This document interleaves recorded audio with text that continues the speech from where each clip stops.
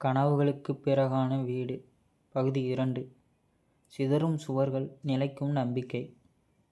மஞ்சுளா கடிதம் அனுப்பி வைத்த அந்த இரவுக்குப் பிறகு அவளுக்கு ஒரு மழை பெய்து நின்றது போல் நிம்மதி இருந்தது.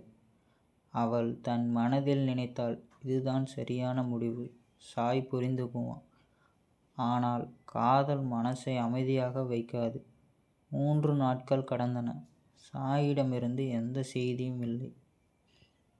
அவளது உள்ளம் ஒருபுறம் நிம்மதியாக இருந்தாலும் மறுபுறம் ஏதோ குறைந்த உணர்வு. கல்லூரியில் பாடம் படிக்க போகும்போது அவள் கண்களால் அந்த பஸ் ஸ்டாப்பை தேடுவாள். அவனை காணவில்லை.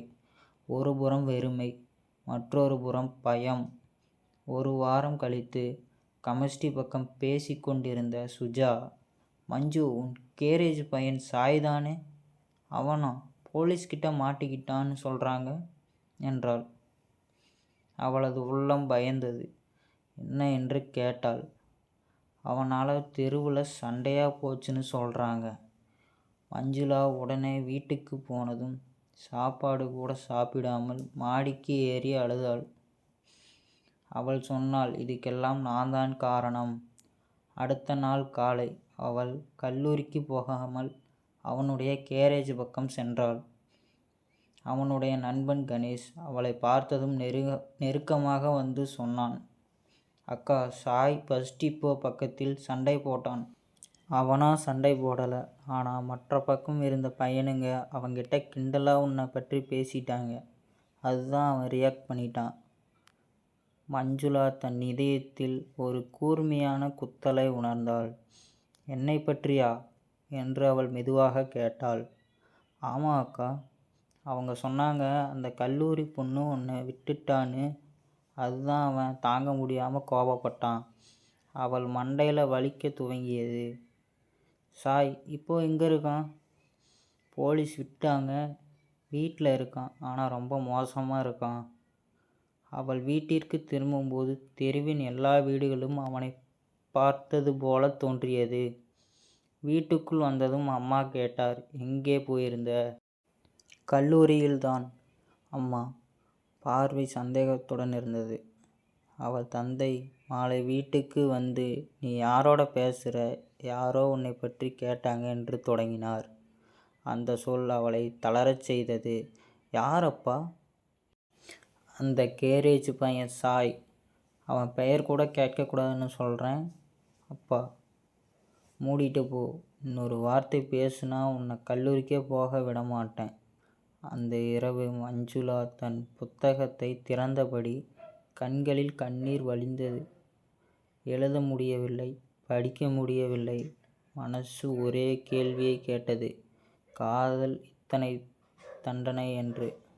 அடுத்த நாள் காலை சாய் தனது கேரேஜ் மூடிவிட்டு பஸ் ஸ்டாண்ட் பக்கம் வந்து நடந்து சென்றான்.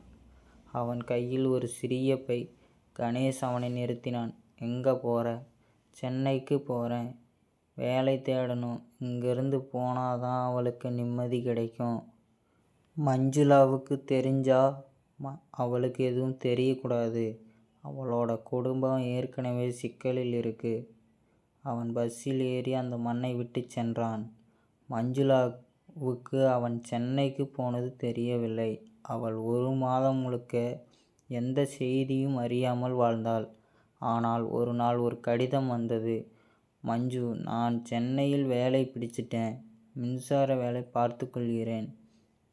நான் உன்னை பார்க்க வர முடியாது, ஆனால் உன்னை நினச்சி தான் வாழ்கிறேன். நீ உன் கனவுகளை நிறைவேற்று. நான் உன்னோட பாசத்தால் தான் இந்த உலகத்தில் நிலைத்து இருக்கேன். எப்போ உன் அப்பா உன்னை சிரிக்க வைக்கிறாரோ அப்போதான் எனக்கு சந்தோஷம். நானும் ஒரு நாள் திரும்பி வருவேன், குற்றம் இல்லாதவனாக. அவள் அந்த கடிதத்தை படிக்கும்போது கண்ணீர் வழிந்தது. ஆனால் இந்த முறை அவள் அழவில்லை, அவள் சிரித்தாள். ஏனெனில் அந்த வரிகள் நம்பிக்கையாக இருந்தது. ஆண்டு 1 கடந்துவிட்டது. மஞ்சுளா கல்லூரி முடித்து அரசு பள்ளியில் தற்காலிக ஆசிரியராக நியமிக்கப்பட்டாள். அவள் வாழ்க்கையில் ஒளி மீண்டும் வந்தது.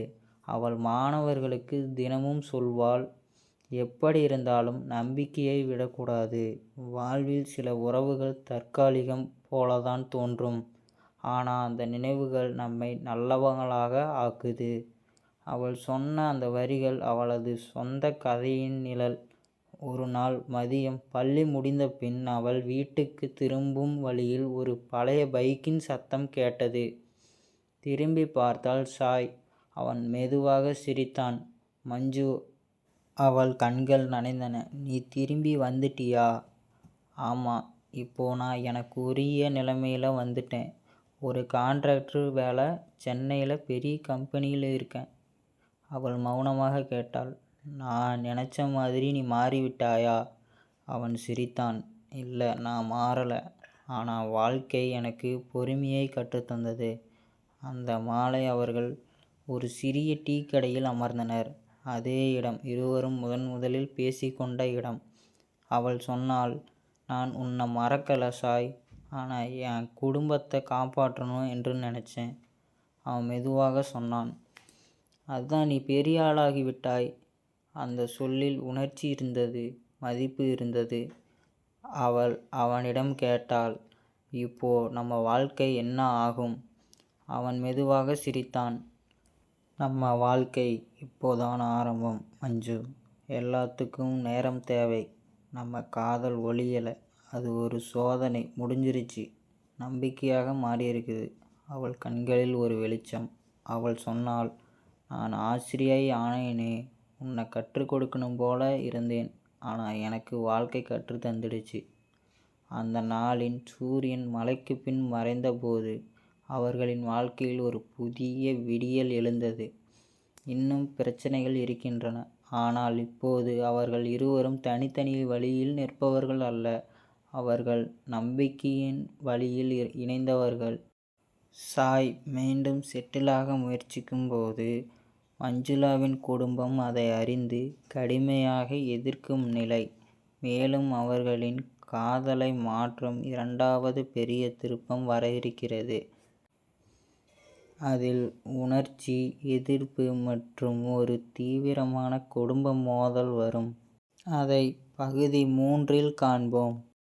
இது போன்ற கதைகளை கேட்க விரும்பினால் விஸ்பரிங் ஸ்டோரிஸ் சேனலை சப்ஸ்கிரைப் செய்து பக்கத்தில் உள்ள பெல் பட்டனை கிளிக் செய்தால் நான் போடுற வீடியோ உங்களுக்கு உடனே நோட்டிஃபிகேஷனாக வரும். மறக்காமல் சப்ஸ்கிரைப் பண்ணிடுங்க.